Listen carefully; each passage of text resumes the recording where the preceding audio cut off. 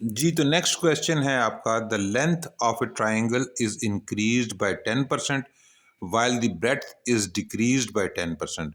Determine if any the changes in area.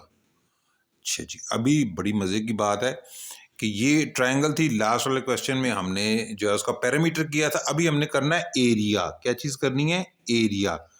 ये बात आपको ज़हन में आनी चाहिए कि एरिया का जो फार्मूला होता है वो अलग होता है और जो रेक्टेंगल का फार्मूला अलग होता है। ठीक है, तो हमने इसको कैसे करना है कि जी हम पहले सबसे पहले इसी तरह जैसे हर क्वेश्चन में करते हैं कि पहले दोनों चीज़ें जो है ना हम उनको देखेंगे और उनको जो है ना हम वेरिएबल्स कुछ सपोज करेंगे। हम कहते हैं कि जी सबसे पहले हम कहते हैं कि दी और जो ओरिजिनल लेंथ है, जो इसकी ओरिजिनल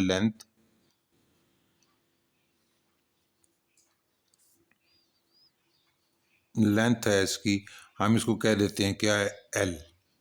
ठीक है और ओरिजिनल ब्रेड्थ जो है इसकी, ओरिजिनल ब्रेड्थ ब्रेड्थ जो है वो इसको हम क्या कह देते हैं? बी। ठीक हो गया। अब आपको पता है कि इसका फार्मूला जो होता है, जो लेंथ सर्वे ब्रेड्थ होता है, तो इसकी हम कहें कि जी इसकी ओरिजिनल एरिया जो है इसका कितना? ओरिजिनल एरिया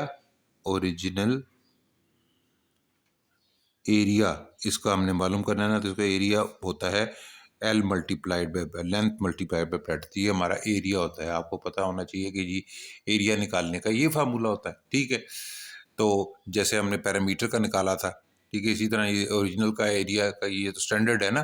तो अब हम करना है कि जी हमने करनी है डायमेंशंस सारों की, हमने जो है ना निकालनी है कि जो एक इंक्रीज हुई है और एक डिक्रीज हुई है।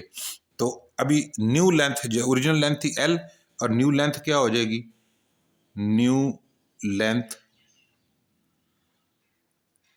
देखो डिक्रीज हुई है बाय 10% ना, तो हम कहेंगे सॉरी इंक्रीज हुई है बट लेंथ जो है इंक्रीज हुई है बाय 10%, तो हम कहेंगे L plus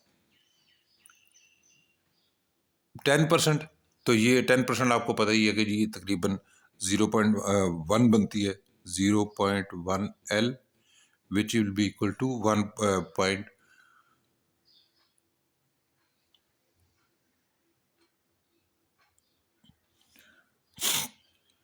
which is equal to 1.1 L. ठीक है, और जो है ना new breadth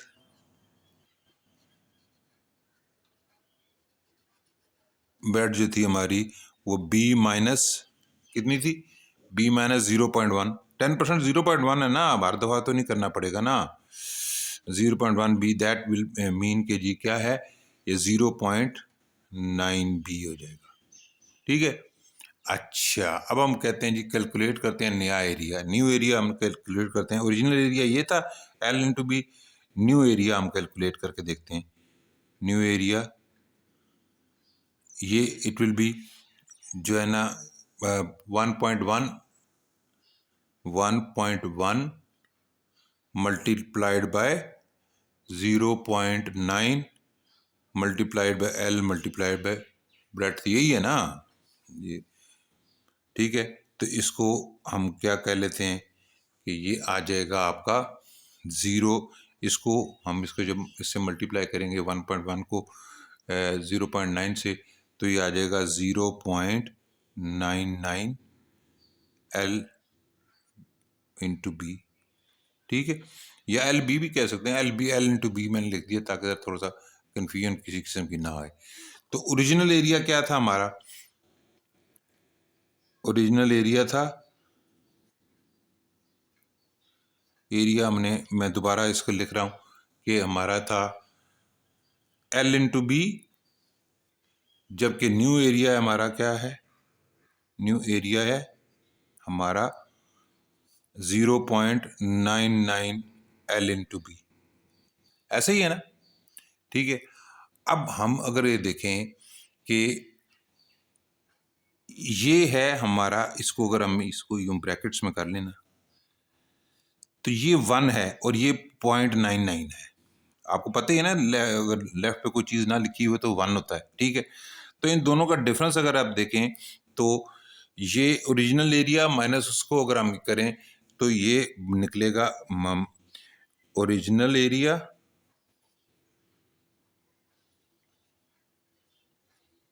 minus new area, ये क्या इक्वल टू व्हाट है, 1 into L multiplied by B है, माइनस 0.99 एल इंटू बी। ऐसे इसकी शक्ल बनेगी ना।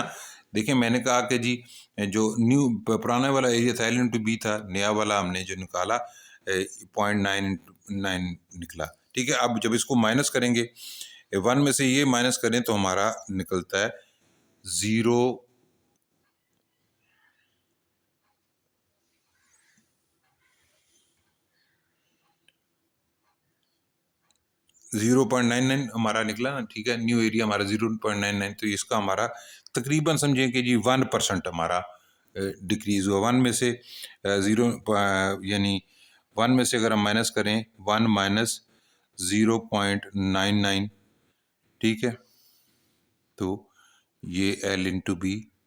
ठीक है, तो ये तकरीबन हमारा बनता है 0.1 एल इंटू पी, यानी इसका मतलब है विच इज़ इक्वल टू 1%।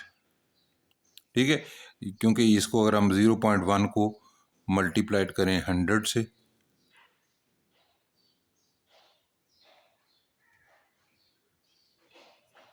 तो ये आ जाता है 1%। ठीक है, सॉरी ये है 0.01।